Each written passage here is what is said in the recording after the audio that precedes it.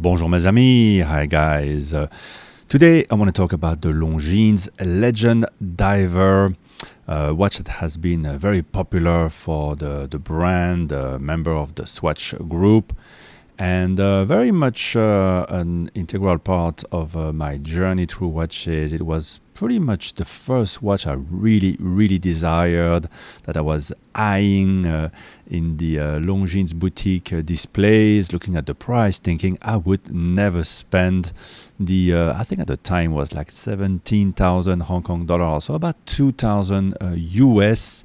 Already there, you can reflect on that when you look at the current price of the new versions in a smaller size with less metal. But we're not going to go there quite yet.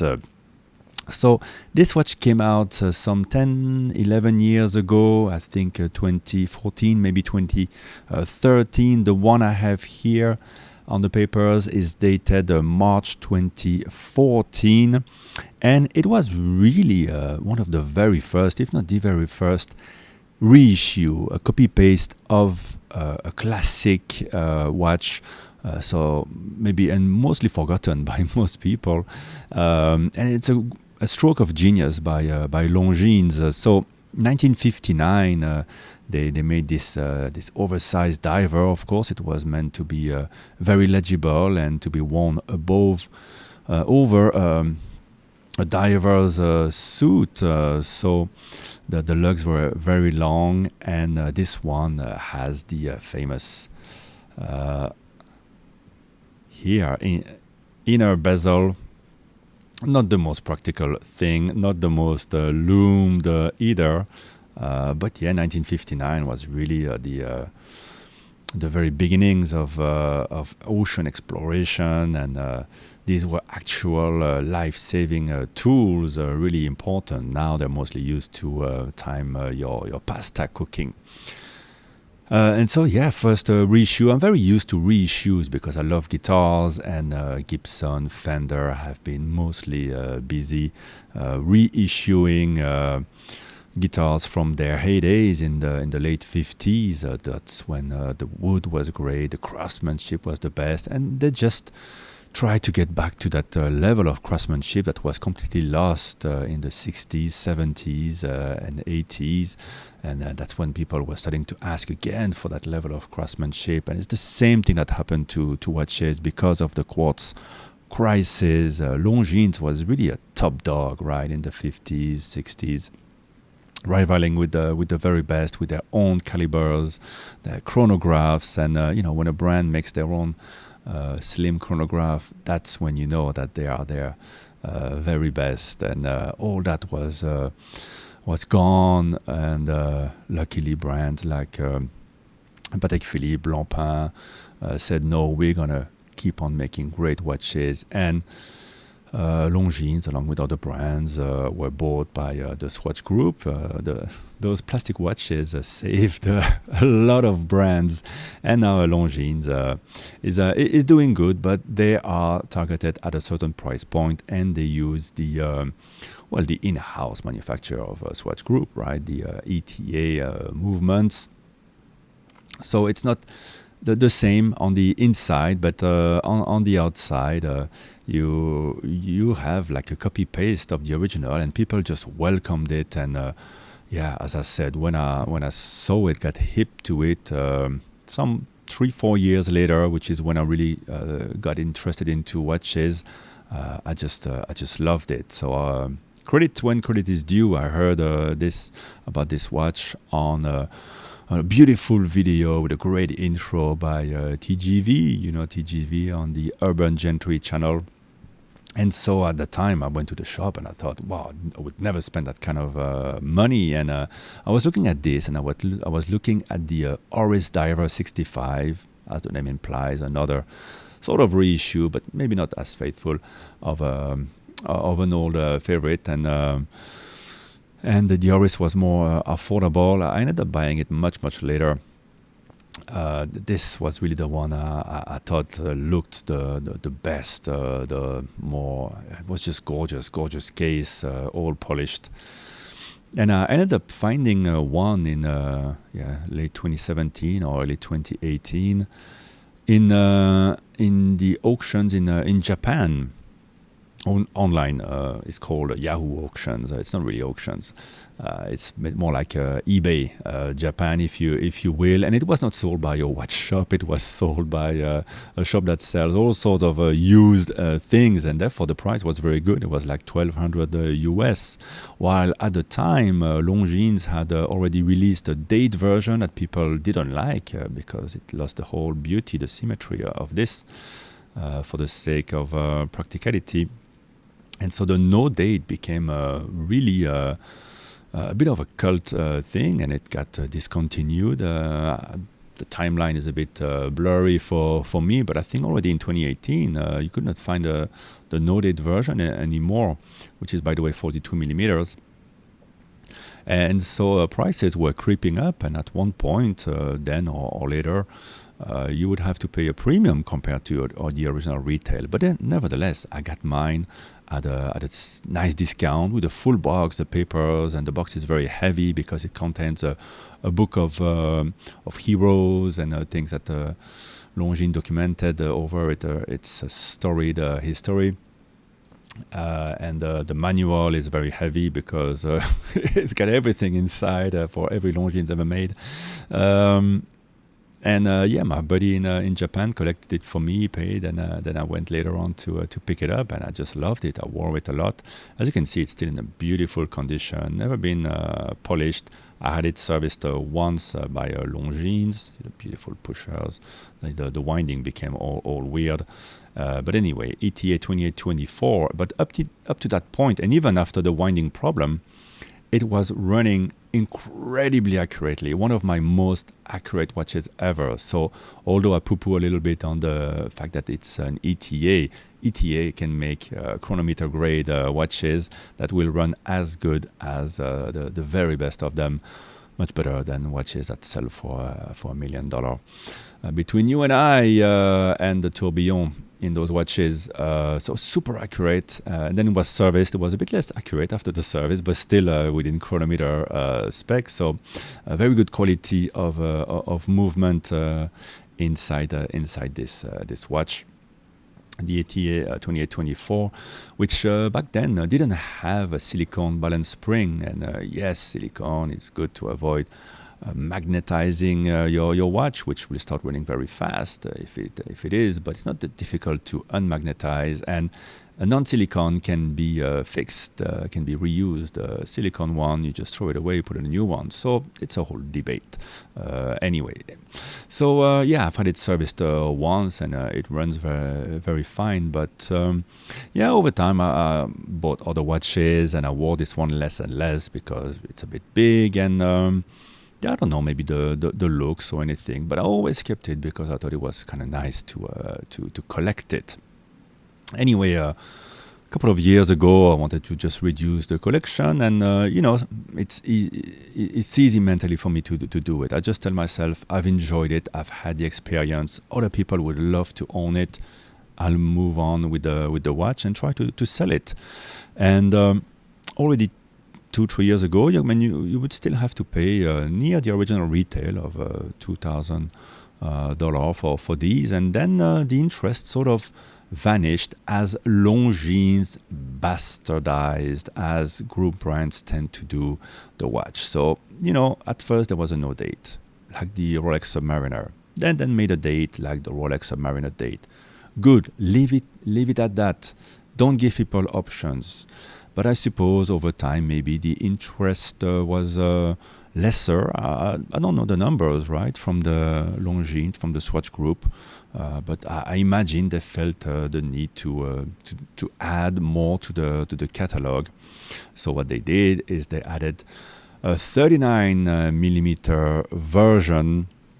Then they added a bunch of colors. Then they did a 39 with the date. PVD version, bronze version. So at the moment, there are 14 different references on the Longines website, and I'm flabbergasted at the price. So the brand new 39 millimeter, so smaller than this, no date version because finally people do agree that the no date is much nicer than the date. Although I'm a date lover, I love having a date. I feel empty without a date. But in the case of this watch, it looks better without. That one retails on the bracelet for $3,500 US. So it's smaller than this. It has a decent bracelet, $3,500 US, and it's just maybe $3,200 or $3,300 for the one without the bracelet. So it's a lot more. Over $1,000 more than the price for this. And okay, there is inflation, but come on, Longines, it's all machine, it's big business. They make thousands upon thousands of them. It should cost. You would expect it to cost the same or less. So I was really surprised by the increase in price, and of course the colors. There's a green. There's some sort of coral. Orange, I suppose. There's a blue, of course. There's a black. There's a gray, and then they do the bronze version, bronze with titanium case back, and then they still have the 42, but with a date only. There's no 42 without a date. So they completely dropped the one that made the success of this model. They bastardized the size, and the size is part of the design. It just works with all those lines, and you cramp everything smaller, and it's just not the same watch. Just like when Rolex makes now the 40 millimeter Explorer, it's just too wide. It just doesn't work anymore. At some point, you have to make the numbers so big it looks goofy, so they're not, and then there's too much space. So I don't like those, and there's just so much choice now. You don't know. When you say Longines the Legend Diver 10 years ago, this was it. Now when you say Longines the Legend Diver, you don't know what everybody's going to think about something else, about something that suits them more rather than one design, which is the same problem that you find with the Jaeger-LeCoultre, for example. They don't have one thing, one reference that trumps all others. I know Rolex does the gold versions and the two-tone versions of the Submariner, but when you say Submariner, people just have a clear idea of what it is, and it's something that evolved over the years. The Longines the Legend Diver did not evolve. Since 1959, it was completely gone, and then it came back the same as it was, and that was it. That was the as they say, the icon. Icon was back. I don't know if it was really that much of an icon for the 20, 30 years that it was completely forgotten. But they made it iconic again, and it spawned a whole culture of the reissue, the vintage reissue, and now every brand almost has done reissue after reissue. They just can't get enough of them, and then the reissue becomes a whole bastardized thing with different colors and sizes, just to please everyone and please the masters of those big watch groups. So the price for the 42, even now in the catalog, is less than the price of the 39, but more than what it was here. So the 42 now with a date is $2,500 US. So it's just difficult to follow these things. It feels very greedy, and it's bizarre. And the 42 with more metal costs less than the 39. But there you go. The price depending on what they think people will want. And obviously, when you price them so high, the 39 at $3,500 US, you know that within 6 months, with all the colors that they make, these are going to tank 30-50% on the secondary market. So, which brings us to the fact that I was trying to sell this one, and suddenly the market wasn't there. And the watch market kind of changed last year. Very hard to sell anything. And if you lower the price, you attract people who were never wanting to spend on any watch, anything like the $2,000 that you were asking for it. So you lower, $1,600, $1,500, and suddenly the people who have $1,000 to spend on a Seiko think, hey, maybe I can get a nice Longines and then they're gonna lowball you $1,200. At which point, there's no point selling this. It's more valuable as a collectible item. After all, it's nice to have a Longines in the watch box. A memento also of my where my watch journey started, and maybe one day I'll just decide to wear it again, and because it's just beautiful watch. It's still a beautiful watch, very competent and very accurate. And so yeah, guys lowball me, and there was this guy who just kept sending me messages, say, "Hey, I found this watch at a cheaper price somewhere else." To which I always answer, "Well, then buy it there," because there's always a catch. The watch won't have the papers, won't have the box, will not have been serviced, and there's a cost to all those things. And then to always turn down his offers and many other offers, I lowered my price to some 1350 or 1400 US, basically where I think it makes sense. And still cover my cost for buying the watch, holding on to it. There's a cost to that, and servicing it. And then he sends me another message. Hey, I bought the same watch for. He says me for like $1,000 or a little bit less, 900 or $950. I'm like, and then he sends me a picture of the 39mm new version with a date. And I'm like, well, that's not the same watch. He said, oh, yes, nobody wants yours anymore. Tastes have changed. And I'm like, yeah, no, good for you. Enjoy the watch. But he keeps on insisting, at which point, it gets a bit annoying. So I have to tell him, yeah, you bought a bastardized version of the great watch that I am selling. Enjoy your watch, and that's the end of it, which prompted me to do a bit of a video, revival video for this, because it has been very popular. But it brings me to wondering if brands are doing service to themselves or not, of adding all these references, adding dates, adding all those colors, different materials, to the point where people don't know what to choose, don't know which one is the icon, and just bastardize the whole thing. And maybe it works. Maybe this model was dead to them, and adding all those new versions has renewed interest for the watch people. I know when the 39 came out, everybody was like, oh, finally, that's the one I really wanted. And I'm like, is it? Is it really? I think if they had done one with a date, one without the date, all in the same color as this, I would have been okay with that. And especially giving them a nice bracelet, beads of rice type of a bracelet, I think that would have been enough. But now they're just making 6 different colors, different materials. They just can't stop, right? They just can't help themselves, and that's why they can't get back to the greatness, and they can't get to the level of importance for every model that Rolex still inspires. I mean, every Rolex is an Oyster Perpetual, and yet they manage to make every model important. And although some models like the Datejust have many different variations, I think the Datejust is weaker as a result. The ones that have less variations are much stronger. The Daytona Steel, just 2 versions, it's much stronger a proposition, and people desire them more. So to me, Longines killed the model by bringing it back, offering more options.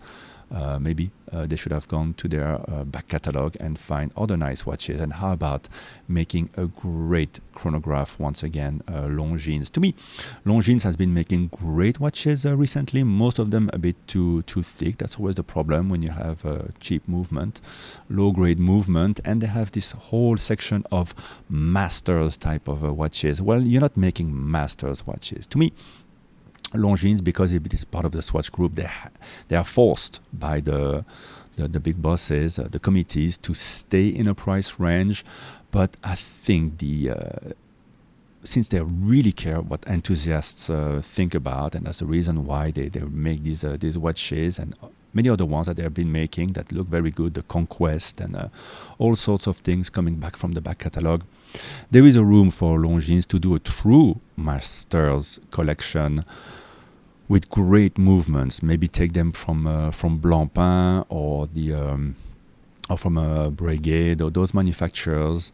Have them do a fantastic chronograph or a fantastic whatever watch, and price those higher. Price those at $7,000-$10,000, $12,000. I'm sure there's people ready to pay $15,000-$20,000 for a fantastic Longines, and it won't be a high production model. It won't deter from the rest. It will, for if anything else, make the brand shine again, like it used to do.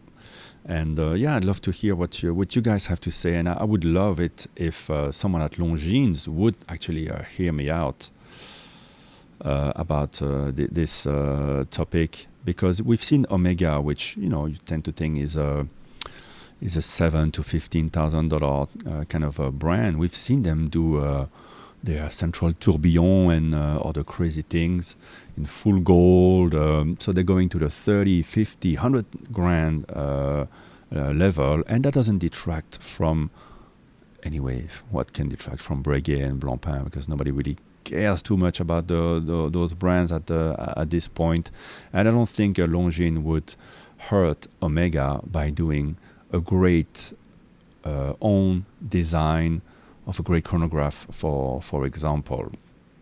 And it would be a great way to use the resources that the Swatch Group has between all their higher end brands and their mid-tier type of brands. So yeah, let me know how you feel about this, how you feel about this watch. See how it is on my 17 centimeter wrist. At this point, probably I will remove it from the sale. It's true that maybe I put it at the wrong place. I should put this on the enthusiasts website or Facebook group, rather than go to that group where that app that we use here, where you just have all kinds of people who don't really maybe don't really value the watches the way enthusiasts do value them, and don't understand what the seller is trying to accomplish, I suppose. Whatever. There you go, guys. I hope this was interesting to you. I know that this watch has a strong following. A lot of people love it, and maybe I'm not being very kind to it by trying to sell it. But there you go. Still a fantastic watch, and a great initiative by Longines to have reissued it. Bye-bye, guys.